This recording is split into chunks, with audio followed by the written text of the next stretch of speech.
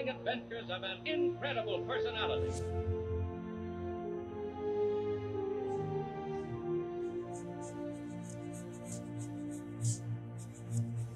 A being no larger than an ordinary man, but possessed of powers never before realized on Earth.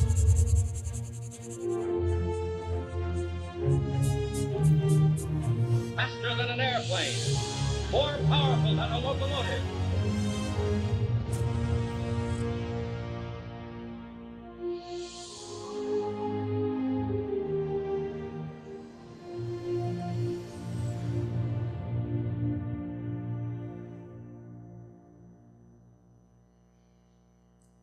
So we've been in a series entitled Heroes. This idea that you can be a hero. This idea that you don't have to have a cape to truly be the hero that you know you're destined to be. In week 1, we began the conversation basically defining what a hero is. And we said that a hero sees what everyone else sees, but they choose to do what no one else does. A hero sees what's happening, but they choose, or another way of saying it is they are not content to do what everyone else does. That they wade into the mess, that they see a need and they meet a need. They see a need and they meet a need.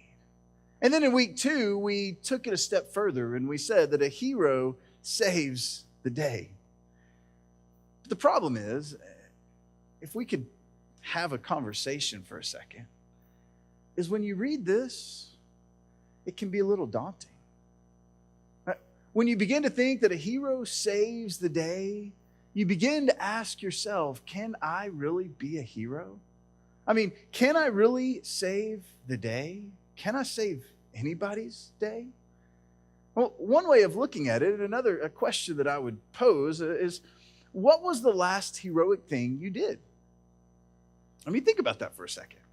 All of us in here, there's something heroic we've done that we minimize, that we shortchange, that we begin to think, there's no way that I could be a hero. And we look at this question and we try to engage with this question, but we'll never measure up to some of the people that we know that have been incredible heroes. I mean, when I think about heroes, one of the things that I think about individuals that donated a kidney, donated an organ in such a way to build the quality of life for somebody else. When I think about heroes, I think about individuals that were in a traffic intersection and they see a wreck and they didn't know anything else but to jump out of their car and run and help the scenario at need. When I think about heroes, I think about the individual that was summoned by their parents to go set up the wireless router, right? Like, there are certain things in life that you begin to realize that was heroic. And you begin to scratch your head and say, wait a second. Do I have what it takes? Can I really be a hero? Scott, you're having this conversation with us for multiple weeks, and we're talking about, how do I be a hero? A hero saves the day. A hero does what everyone else does. The problem is, I just don't think I'm a hero. And can I add something to the phrase when we said a hero saves the day? Because I think this defines what it is when it comes to a hero. Because I really think we would say that a hero saves the day in a really big way. And oftentimes the heroic things that we've done, they aren't really big in our eyes because we compare them to what other people are doing. I mean, for instance, some of the heroes, I don't know, maybe for you, heroes are individuals that don a cape, but in our culture, in our society today, there are many different heroes. Heroes that have stood up for you, heroes that have stood up and made your life a better place. In fact, one hero that comes to mind when I think about heroes is Martin Luther King. I mean, Martin Luther King was an individual that changed the course of history, that he gave his life in such a way to fight for reconciliation and to fight for civil rights for everybody. Maybe it's not Martin Luther King. Maybe for you, it's Mother Teresa. I mean, Mother Teresa was one who gave her life away. She poured her life out loving the unlovable, touching the untouchable, ensuring that each and every person that came in contact with her understood that they had dignity and they had worth and they had value. Maybe it's Nelson Mandela. I mean, Nelson spent over 20 years I speak like we're good friends. Hey, Nelson, how's it going? What was it like spending 20 years in prison trying to fight an apartheid there in his hometown, his home country? He did so much to change the scope of the history in his country. And yet we're sitting here thinking, what have I done? And compared to Nelson, and compared to Mother Teresa. You know, it's fascinating because when I look in a room like this, I can tell you that maybe we're not going to change the trajectory of our country, but we have an incredible opportunity to change the trajectory of our setting, of our people. A friend of mine, her name is Erica. Erica, currently, she started a nonprofit organization in our area. It's called Sunshine Kids. Basically, what she decided to do is she went out and found that there are kids in our community and around the state of Texas, really, that have been dealt some pretty tragic ailments. Most of the kids deal with cancer. And Erica decided that, you know what, I'm not going to allow cancer to be an eliminating factor for their joy in life. And so Erica began doing basically home renovation projects. She began going around and figuring out, okay, we're going to take this family, we're going to send them off, and then we're going to come into your house while y'all are gone, and we're going to do a makeover for not just the child that has the sickness, not just the child that has, in some instances, the terminal illness that has been put upon their life, but beyond that, she's also fighting for the rest of the kids, because oftentimes they're in that same hurdle, that same struggle.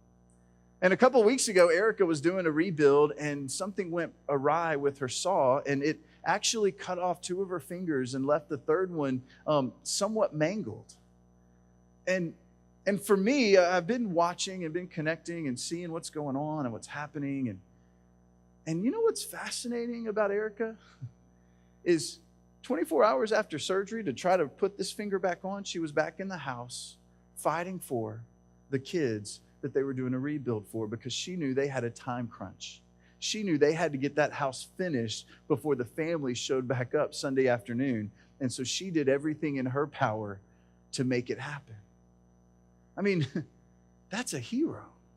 That's somebody that's willing to sacrifice literally 2 of her fingers and possibly 3. The beautiful thing is, in a room like this, in a community like this, there is ample opportunity for us to step out and to be the hero, for us to step out and to sacrifice to a certain degree.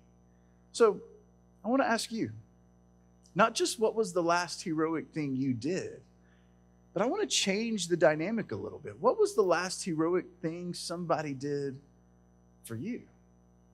Mentioned a little while ago, it was a fascinating scene in our neighborhood a couple of days ago, because there was a tornado, I believe is what they termed it, but it hit across the street from our house. And I'm telling you, in fact, I was laughing with our neighbors yesterday that it's unfortunate that it took such a tragedy to bring the community together, but within a matter of moments, once the rain died, our entire neighborhood was like out. And now, granted, there were quite a few of Facebook Livers like, look at this, oh my goodness, you know, and you're like, just keep walking, right? Like, cheese, whatever.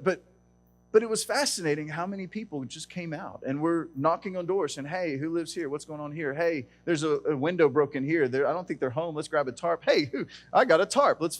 People from other neighborhoods were walking around. I mean, it was incredible to see the community that was going on, that was going around, that was fighting. Hey, you've got a fence down. Let me help you. And I've got saws and I've got things. And it's like, okay, this is incredible.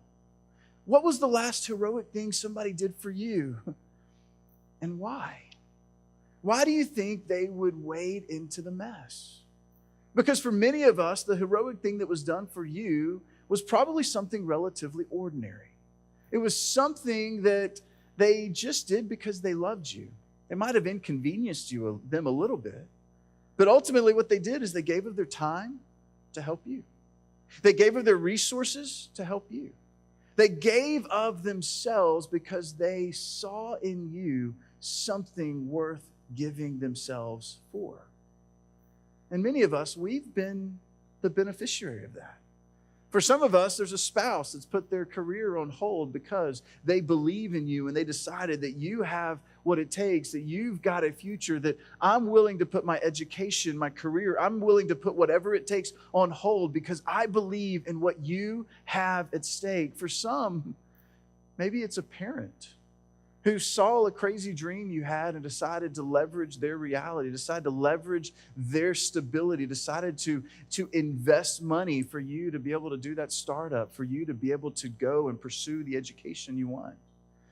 Maybe it wasn't a parent, maybe it was a teacher or a coach, that they looked at you and they saw there's something special about you and they decided to give of themselves.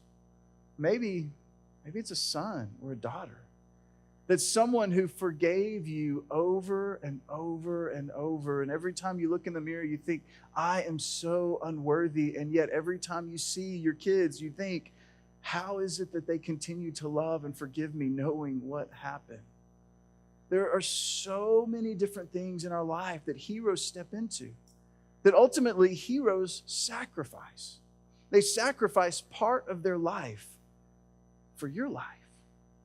Isn't it true that a hero sacrifices part of their life because they believe in you? A hero sacrifices part of their life because they believe in what you have at stake. They believe in what you are capable of. You see, a hero never says no to something. They never say no to something that they see value in.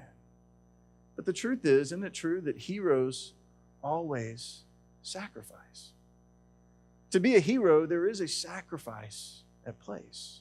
There is a sacrifice for you and for me to really wade in and be a hero. There is a sacrifice. And ultimately, what I believe a sacrifice is it is saying no to something now in an effort to find something greater in the future. It's leveraging what is the reality today because you believe that through your sacrifice, you could see something greater in the future. It's ultimately leveraging your current reality in order for someone else to succeed in the present time. And Jesus had something to say about that. I mean, Jesus even made this statement when it comes. He says, greater love has no one than this, to lay down one's life for their friends. There is no better picture of sacrifice than when someone lays down their life, when they give of themselves, they leverage their current reality to such a degree to see somebody else succeed. I mean, let's be honest. We all love sacrifice, don't we? We love sacrifice. That's why we watch movies that tear us up and we're like, oh man, it was so beautiful. I could watch that movie 1,000 times because it just touched my heart, right? We love sacrifice as long as someone else is doing it. Isn't that true? We love sacrifice. We love to watch the movies. It motivates us. It challenges us. But the truth is, we don't want to be the one to do the sacrifice because we hate denying ourselves of something. We think that at the end of the day, we deserve it now and we deserve it later.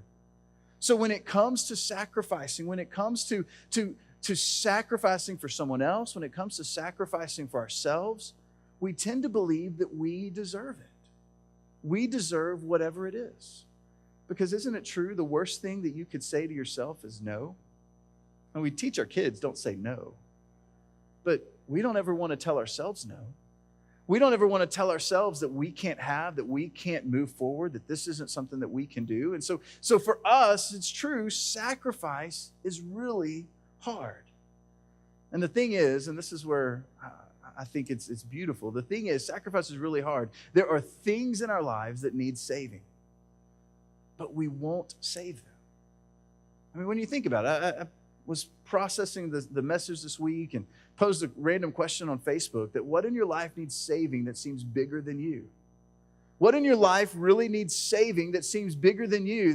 That really, there are things in our lives that we know they need saving, but we don't want to have to save them. I mean, think about your health. I had a friend of mine who he was telling me that it's fascinating. He was about 20 years my elder. And he told me, it's interesting because over time, I've just gained like 5 pounds a year. I just haven't ever gotten through the process of losing any of it. And he's like, now I find myself 100 pounds overweight. And many of us, and I remember that, and I'm thinking, okay, 5 pounds a year, I'm on that path. Stop, right? But the older we get, the more the pounds begin to be putting on, and we begin to say, I know I need to exercise. But let's be honest, I got cookie batter Bluebell ice cream in my freezer, and there's just no denying that, right? I need to say yes to this and no to something else. We all, when it comes to our health, we know that there's things we need to sacrifice to be in the health that we want to be in. I'll never forget a friend of mine, Jeff. They've since moved to the Northwest. He was documenting what he wanted to do when he was older, and he was putting it in basically in terms of goals. And he said, I want to be able to elk hunt with my grandkids. So when he began to think about his health goals, it wasn't like I want to lose weight. It was when I have grandkids, and he was my age, I want to be able to take them on an elk hunt. And I'm like, you've got to be in good health for that, right? Maybe it's not your health. Maybe it's your finances. Maybe for you, the thing that needs saving is your finances, and you're sitting here thinking, I've blown through my savings, I've blown through everything I possibly could. My wage is much greater than my spending is much greater than my wage. I don't know how to act my wage. What do I do? Where do I go? Maybe the thing that needs saving is finances, and we're sitting here scratching our head trying to process, how do we make sense of that? Maybe it's relationships. Maybe the thing that needs saving in your life is a relationship with your kids, a relationship with your neighbor. Maybe for you, there was a parting of ways with somebody that was so valuable to you, and now every time you see them post something on Instagram or Facebook, it brings up that bad memory. What is it in your life that needs saving that seems like it is so out of touch? Maybe it's your marriage. Maybe you're sitting in here today and on the outside, everything in your marriage looks right. But every single time you come home and there's this tension and struggle, and it looks good on the outside, but there's the hurdles on the inside. And what do we do to try to fight for a marriage? We tend to just give stuff. We think, well, the best way to love is not necessarily to sacrifice. The best way to love is to provide. And we find ourselves in a place where 2, 5, 7 years down the road in a marriage that we're like, how did we get here? Maybe it's not marriage. Maybe it's your future. As you look at what the future you needs to look like, you find yourself, there's no way I can sacrifice. There's no way I could become that. See, the truth is, in all of these elements, sacrifice is difficult. Because we know for us to have our hand in any of these 5 realms, and there's more that need saving, but in order for us to get any of these 5 areas back to normal, it takes sacrifice. It takes denying oneself, putting somebody else's needs above oneself. It takes looking at the future and not leveraging the future for the hopes of our current reality. You see, for us, we don't want to say no to something that we can have now. We don't want to. We see what the future you could look like, but it's hard to say no when things look so tempting in the meantime. And so we live in this tension of, what do I do? Where do I go? Do I sacrifice now, or do I live in the now and just hope that someday it'll all come to be? Well, Jesus had something else to say. And I love leaning into Jesus because he is at the foundation of our faith, is at the foundation of who we are and what we believe. Jesus, anybody, and we say this around here regularly, anybody that can predict their own death and resurrection and then pull it off, I just want to put my trust in them. I just want to figure out, what did they have to say and how do we make sense of it? And Jesus made this statement in Matthew 16:25. He said, whoever wants to save their life will lose it, but whoever loses their life for me will find it. In other words, if there's something that you really want, it involves possibly being willing to lose it in an effort to find it. That seems so backwards. That's not how we live. I'm not going to give up something in order to save something. But what I want us to do is, because I think this is our reality, and I want to look at this conversation that Jesus had about sacrifice. He was talking to his disciples, his inner men, the best friends he had. He was engaged in a conversation with them. And I think as we unpack this conversation, we're going to see something. We're going to see something inside each one of us that keeps us from really sacrificing. A belief that we have, potentially, that I think the disciples had as well. And so to put this in context, Jesus is hanging out with his disciples. He's beginning to tell them about what's going on, what's happening. And so he asked them a question. He said, hey guys, who do you think that I am? And Peter, being this wise guy, he raised his hand. I can only imagine. He raised his hand and says, Jesus, I know who you are. You are the Son of the living God. And then Jesus is like, Peter, you're correct. Good job.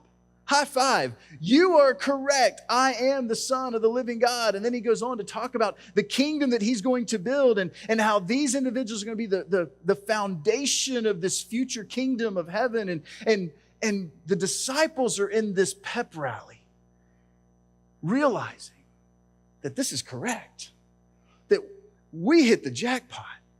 Jesus is the Son of God. He just proved it, and we've seen his life. We've seen what he's done. He is the Son of God, and he's going to do exactly what we wanted him to do. He's going to come back and restore reign on this world, and we're going to be right next to the men. And so if you've ever been in a pep rally, or if you've ever been in that locker room talk where the coach gives you that, wah, rah, rah, let's go. Like, this is it. The emotion is exciting.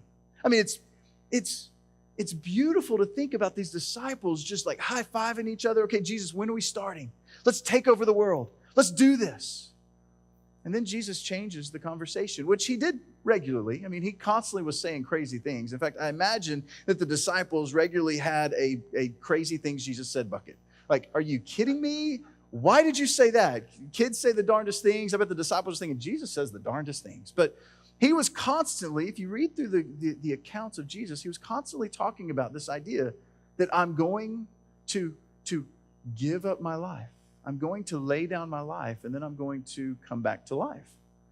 Now, for the disciples, they always disregarded that last statement because, let's be honest, who's ever seen somebody die and come back to life? But they were fixated on this idea that Jesus kept saying, I'm going to die, I'm going to die, I'm going to die. And so then Peter, being the incredible man, Jesus begins to talk about this idea that I am going to lay down my life. And Peter, after this great pep rally, after just getting ready, I mean, they're gung-ho, we're going to take over the world. And then Jesus says, I'm going to die. Peter stands up and says, I'm not going to let that happen. Right? Like, this is not what's going to happen. I'm not going to let you die. We're going to take over the world, and heroes don't die. Jesus, we got your back. We're going to hammer this home. And Jesus looks at him, says, get behind me, Satan. Why would he say that? I mean, Peter had Jesus' best interest in mind. He's saying, you tell me you're going to die. I don't want you to die. I'm going to protect you. I got your back. And Jesus looks at him and says, get behind me, Satan.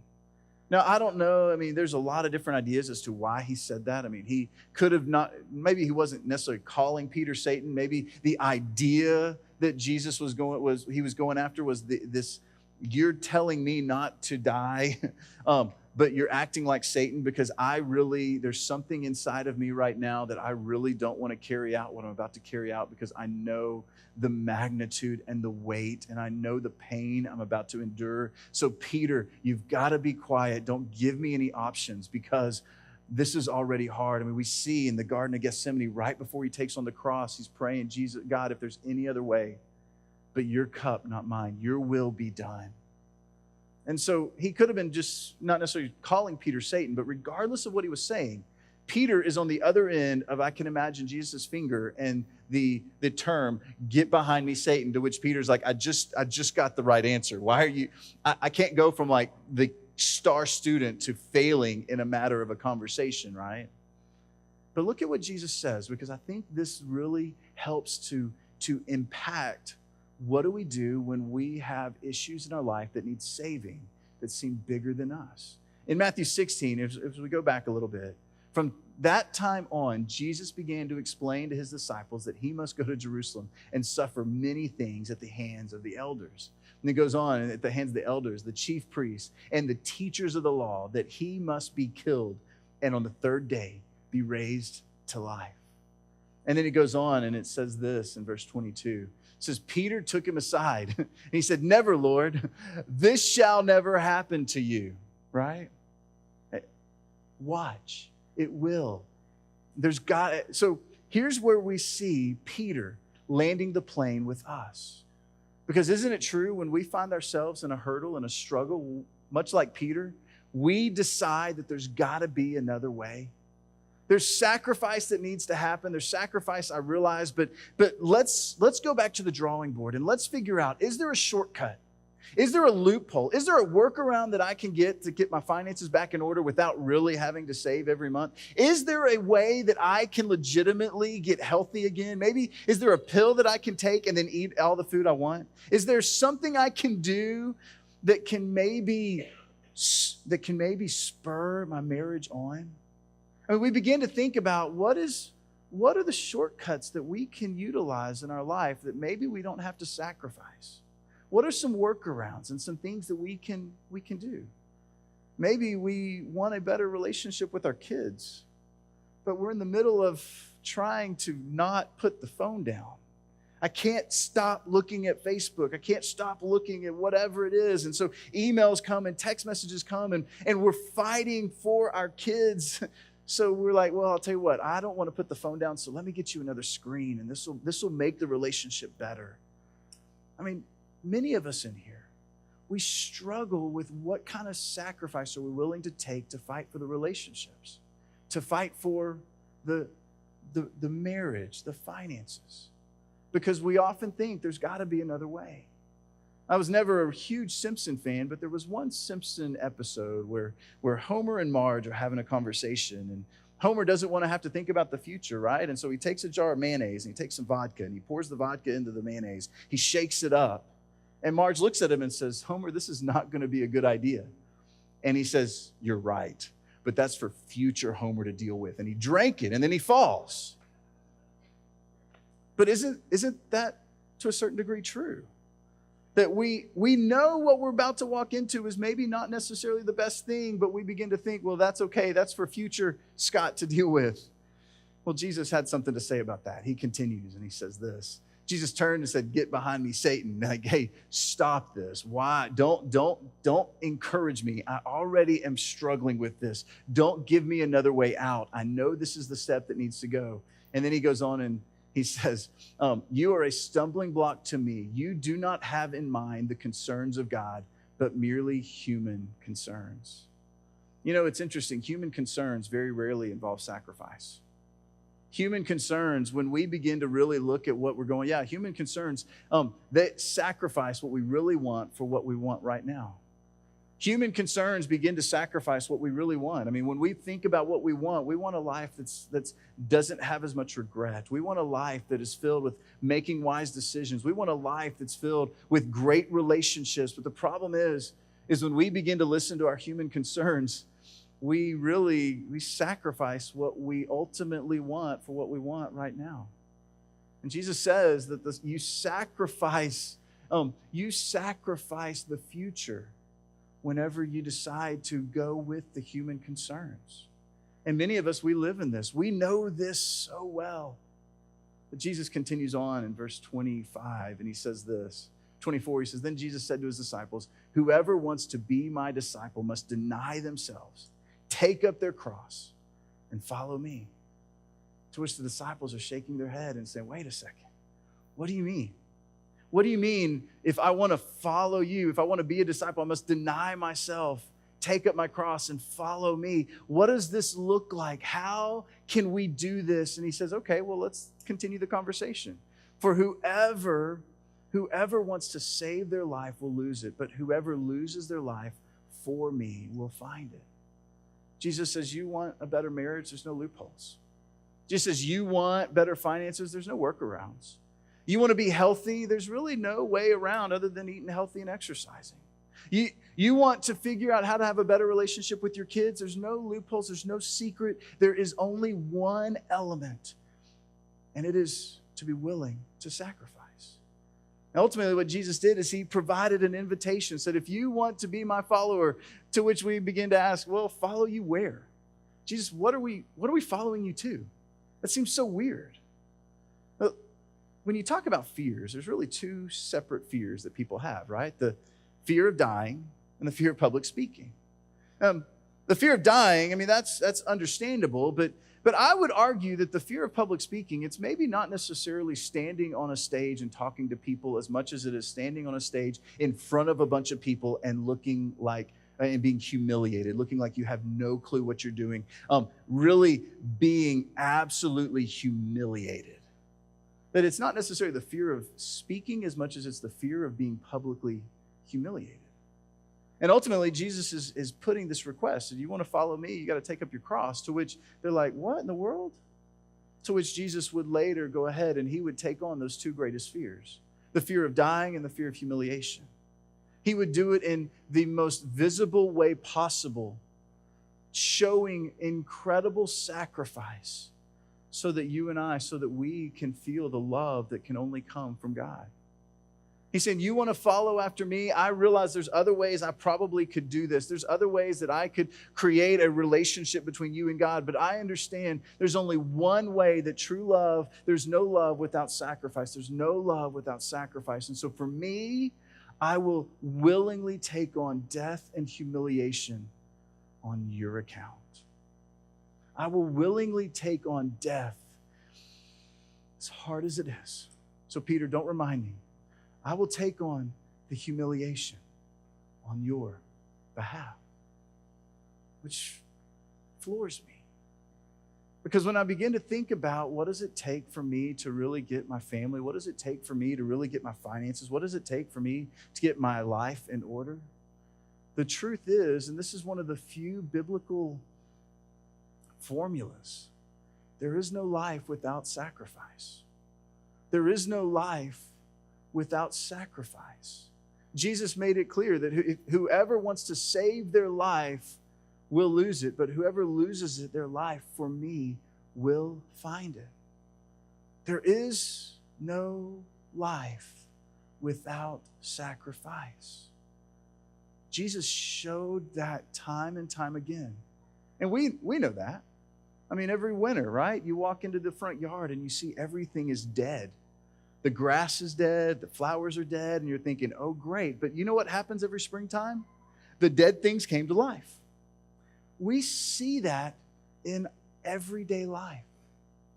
But there's something about Jesus that punctuated the reality that it was okay for me to take on the cross because I knew that on the other side of the cross was the resurrection. I knew what was on the other side of the sacrifice, so I can willingly take on the sacrifice. So let me ask you this. If there really is no life without sacrifice, then what are you willing to sacrifice?